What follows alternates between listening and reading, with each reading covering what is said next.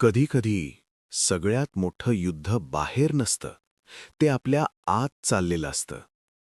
ही गोष्ट आहे एका योद्ध्याची, जो लढायलाच विसरला.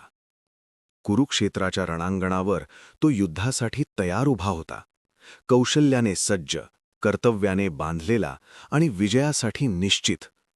पण अचानक सगळं बदललं. जेव्हा त्याने शत्रूंना पाहिलं, त्याला शत्रू दिसलेच नाहीत. त्याला दिसले त्याचे स्वतःचे लोक, त्याचे गुरु, त्याचे नातेवाईक, त्याचं रक्त. आणि त्या क्षणी त्याची ताकद कमी पडली. त्याचे हात थरथरायला लागले आणि त्याचं धनुष्य हातातून निसटलं.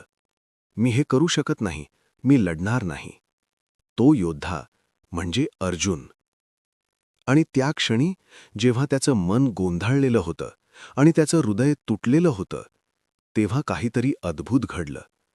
त्याच्या रथाचा सारथी सामान्य नव्हता, तो होता कृष्ण.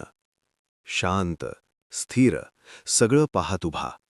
आणि मग तो बोलू लागला. फक्त युद्धाबद्दल नाही, तर जीवनाबद्दल, कर्तव्याबद्दल, भीतीबद्दल, गोंधळाबद्दल आणि सत्याबद्दल. जे पुढे घडलं ते बनलं जगातील एक महान ज्ञान.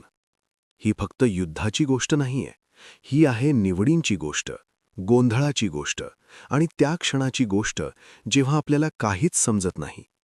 जसं तुझ्यासोबत होतं, एखाद्या परीक्षेआधी, एखाद्या मोठ्या निर्णयापूर्वी किंवा आयुष्य बदलणाऱ्या क्षणी.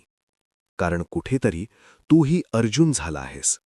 आणि कदाचित आत्ता तू तुझ्याच रणांगणावर उभा आहेस, गोंधळलेला, घाबरलेला, अडकलेला.